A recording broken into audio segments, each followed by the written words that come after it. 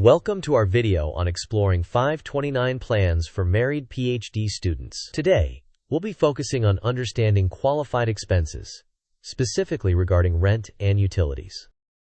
Let's begin by outlining our agenda for today's video. We'll start with an introduction to 529 plans, move on to understanding qualified expenses, and delve into specific details about room and board. We'll also address special considerations for married couples, provide tips on record keeping and audits, and finish with a conclusion and expert advice. Let's begin by addressing what a 529 plan is. A 529 plan is an educational savings plan that offers various tax advantages. Marriage. It is specifically designed to help families save money for future education costs. The term room and board is crucial when discussing qualified expenses under a 529 plan. Room usually refers to housing costs like rent, and board refers to food costs. Determining the exact proportions of rent and utilities that qualify as expenses for married PhD students can be complex, as the IRS doesn't explicitly define these amounts for married couples. However, a common approach is to consider half of the rent and a portion of the utilities as qualified expenses. This flowchart illustrates how 529 plan funds can be allocated to room and board, focusing on housing costs for married couples. The common approach is to allocate half of the rent and a portion of the utilities as qualified expenses.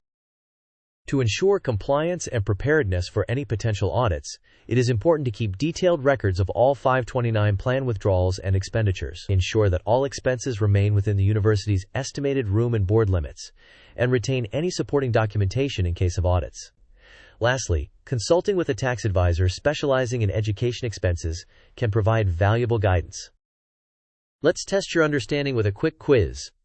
What portion of rent and utilities is commonly considered as qualified expenses for married PhD students? Is it full rent and utilities, half rent and part of utilities, only rent, or only utilities?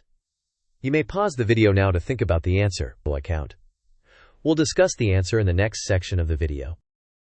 The correct answer is half rent and part of utilities. This approach is commonly used for married PhD students to simplify accounting and align with general interpretations of IRS guidelines.